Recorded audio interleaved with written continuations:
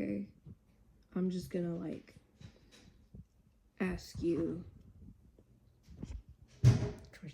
Yeah. I don't have any questions prepared, so just what was it that you told us earlier about the slaves in your family? Yeah, my dad. Yeah. Okay. My daddy was born in 1848. He lived in, they call it White County, Illinois.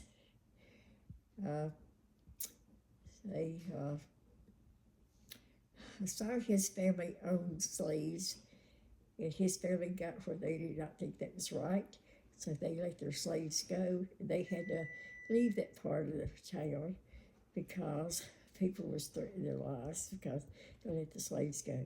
But they did not think it was right. People owning people, and so they had to go find another place to live far away from there.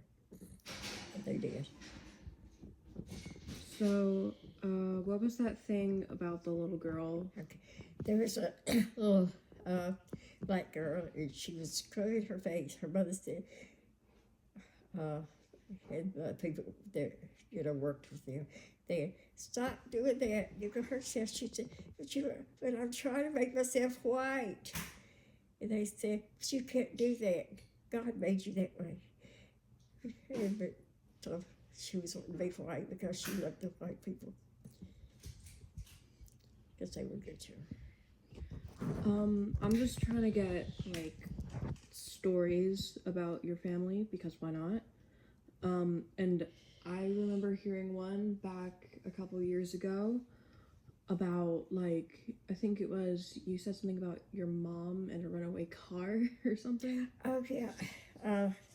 This happened at Bridge Camp. There's a family named Thomas's, and they, one of the sons had a sawmill right across from my mother's house. Well, his sister came down, and she had, there's like 3 little kids in the car, and she left those kids with the car running and ran across there to see her brother. And all of a sudden, my mother looked out the window, and the car was rolling. She ran out there. And if she knew what she was doing, she probably couldn't have done it. She held that car and screaming, help, help, help, the car's rolling, help, help. And they looked around because they recognized her voice, and they ran down there and got in the car and stopped it.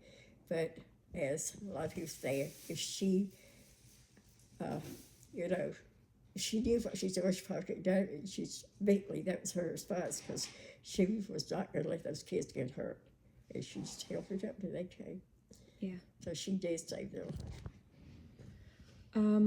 I know there's probably more, so is there anything that you think you should mention? She talked about Papa letting his family letting their slaves go. Yeah. You talked about the slaves. Huh. You talked about the slaves already. Well, let's see. Are there any other stories your dad told you about his family that you remember?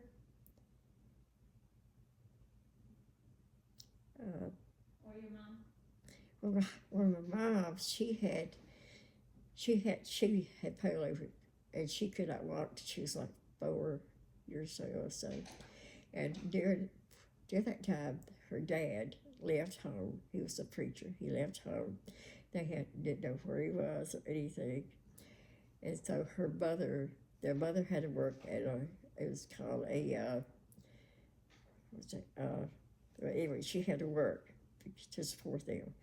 So the older girl, Maybelle, she watched other kids because her mother had to work to support them. And so one day there was somebody came by and said they was hungry. And and they think it was their dad. They don't know for sure if they think it's their dad. He kept asking Leroy, the boy, questions. And finally he got tired of them being asking. He said, "Put in your pipe and smoke it, mister." And he said, "What?" "Put it in your pipe and smoke it." And then Maybe I said, I think he's telling you to leave. And so he left. And maybe was one that watched over the father and mothers at work, and she, cooked for her, like that. So And, your sister Maybelle was named after your Aunt Maybelle. yes. And that's one thing I remember when we used to go up there every summer, and my grandmother told me I could go over to my cousin's house because I played with him a lot, little boy. And I got halfway one day and she told me to come back. I said, why? She said, come back. So I started back. And then she said, never you go. So I started going. She said, oh, come back. And then, so that time I was coming back so fast, I fell and rocks actually stuck in my knee there.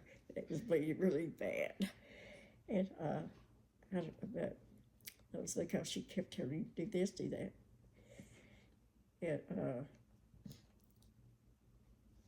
And Linda here. Yeah. Memo. She would be at Aunt May's house, and she always watched these soap operas. But she made her sit the couch and told her not to get up till she left, because she wanted her to tell what the soap operas was about that day. Their continued stories over them, Yeah. And she said, do I really have to? Yes, I'm telling you to do it. So she had to stay there and watch the soap operas where she could tell Aunt Maybelle what happened while she was gone.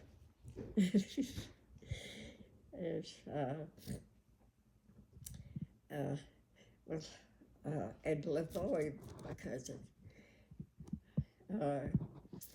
he and his cousin was walking to church, and there was a drunk car driving. They could tell how the way he was driving, he was drunk. And he told me, he said, have no let go of our hand, one of us fixing to get killed. And it ran into my cousin and killed him. And it was somebody that went to state that nowadays it wouldn't happen, I don't think, but he was drinking and driving, and he just didn't know what was doing, ran into him and killed him instantly. And I don't know, several weeks after the funeral, their dad, Uncle Leroy, he was the preacher, and he actually did not remember his son was dead. He came to the house, called LeBoy, where are you? Then he called his daughter Helen. Have you seen LeBoy? She said, Dad, do you not remember? And he said, well, never mind, I'll call you. Evelyn, do you know where LeBoy is? She said, Dad, I'm coming over. And she went over, she kind of shook me, Dad, he's in heaven, remember? He's not here with us anymore, he's in heaven. And just like, he's got to still be here, So it's even hard on, anybody when they lose a special child or a special anybody, What else can I do? I think we have about there's like a minute left on the recording, so if there's anything else that you can think of, just tell me later, but I'm gonna stop this for now. Bye. Yeah, wave at the camera. Wave at the camera. Bye. Yeah, goodbye. Bye.